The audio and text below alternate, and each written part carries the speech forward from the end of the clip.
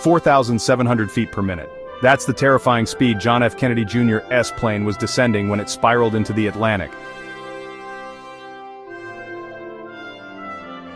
But the fatal plunge didn't begin with a sudden bang. It started with a slow, disorienting turn in the dark, just miles from his destination. So how does a pilot completely lose the sky? This is the technical story of a series of small misjudgments that led to the tragic end of an American icon. This wasn't a sudden mechanical failure, it was a battle against a pilot's worst enemy, losing all sense of which way is up.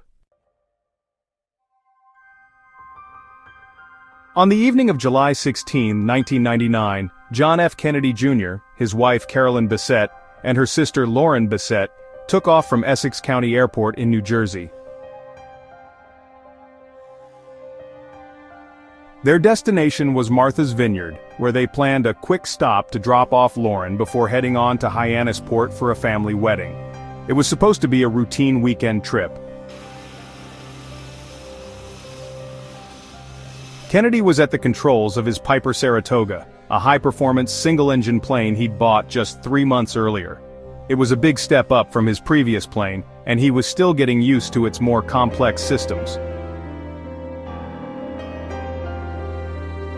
He'd logged about 310 flight hours, which is respectable for a private pilot, but only around 36 of those hours were in the new Saratoga. Critically, less than one of those hours was flying it solo at night. A few factors were already stacking up against him that evening. Kennedy was flying with a recently fractured ankle from a paragliding accident. While an instructor noted he could operate the plane, he had needed help with the rudder pedals on a flight just weeks before the crash. Beyond the physical, Kennedy was reportedly under significant stress from managing his political magazine George, which was facing an uncertain future. But the most critical factor of all was the weather. The forecast Kennedy checked hours before takeoff called for decent visibility. By the time he departed at 8:39 p.m. after sunset, conditions had gotten worse.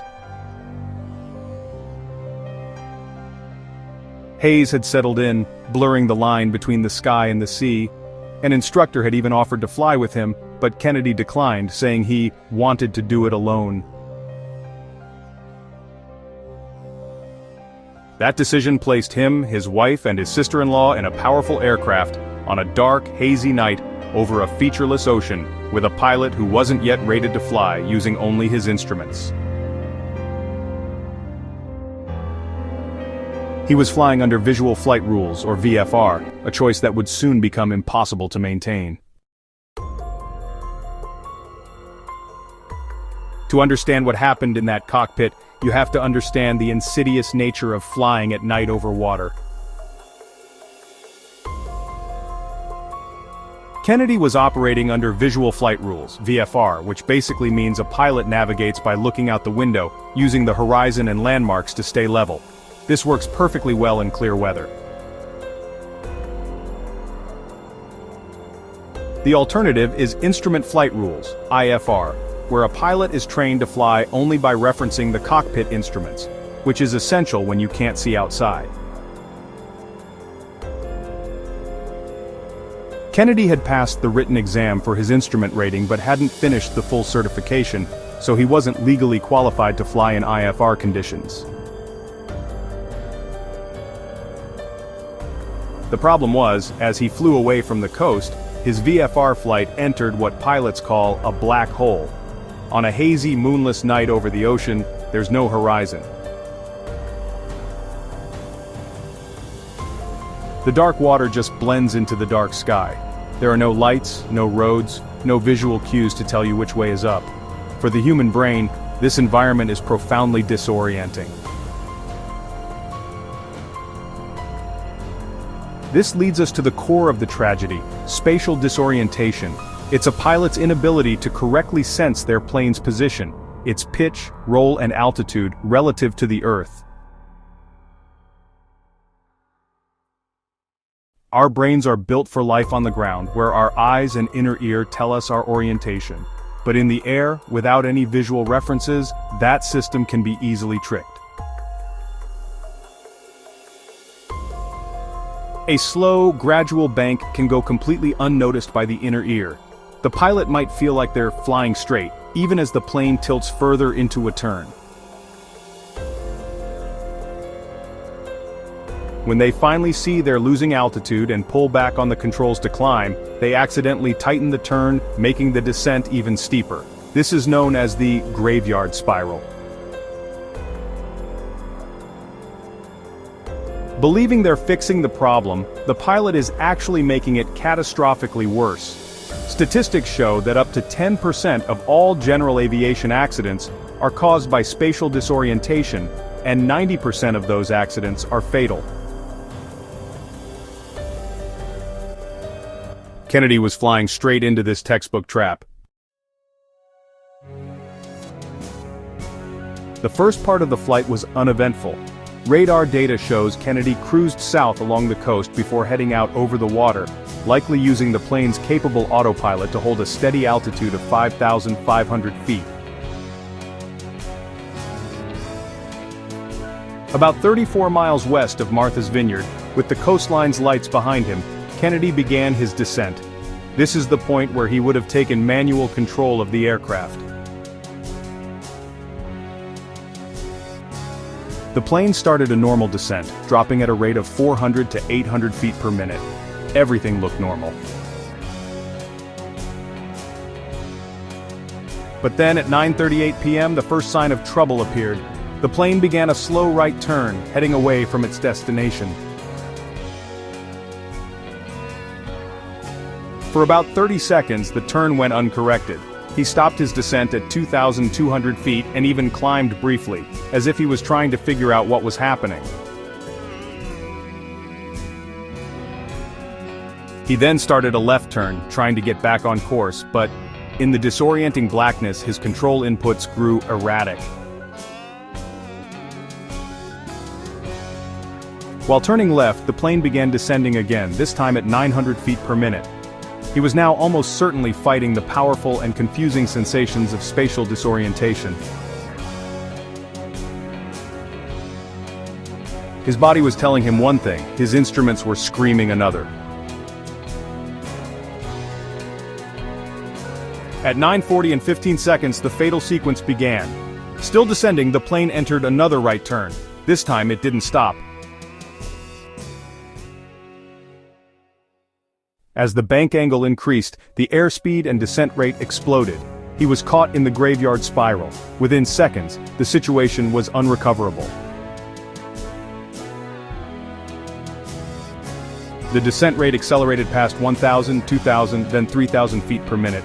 The final radar data is staggering. The plane's descent rate hit over 4,700 feet per minute. The last radar return was recorded at 9:40 and 34 seconds, showing the plane at just 1,100 feet. Seconds later, the Piper Saratoga slammed into the Atlantic Ocean, traveling at over 250 knots. When the wreckage was recovered, it showed no signs of a mechanical problem. The engine was still producing power on impact. But the instruments were frozen, telling the story of a steep, right-wing low, nose-down attitude. John F. Kennedy Jr. had completely lost control.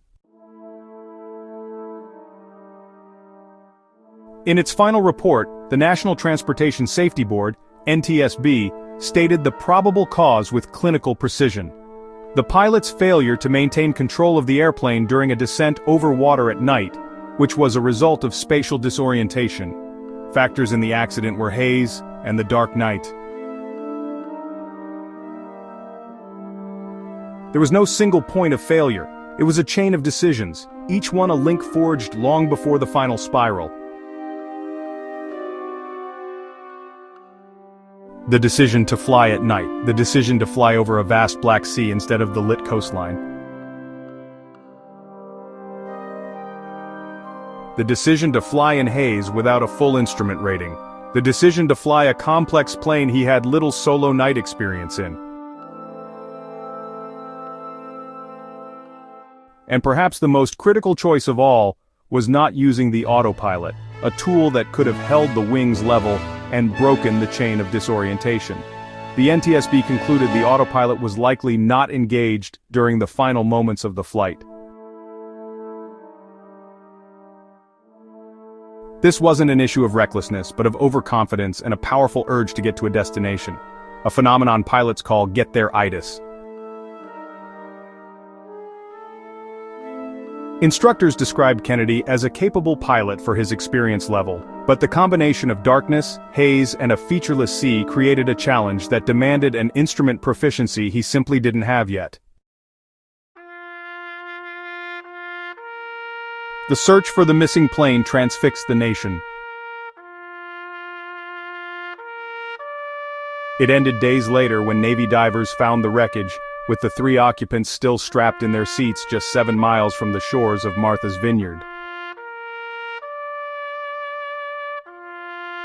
The loss of John F. Kennedy Jr., Carolyn Bessette, and Lauren Bessette was an immense personal tragedy for their families and a moment of national mourning. The story endures not because of conspiracy theories, but because it's a powerful, human lesson in the unforgiving realities of flight. In the end, the crash wasn't caused by a single, catastrophic failure, but by a subtle, creeping disorientation that proved fatal, ending a chapter in American history just miles from shore.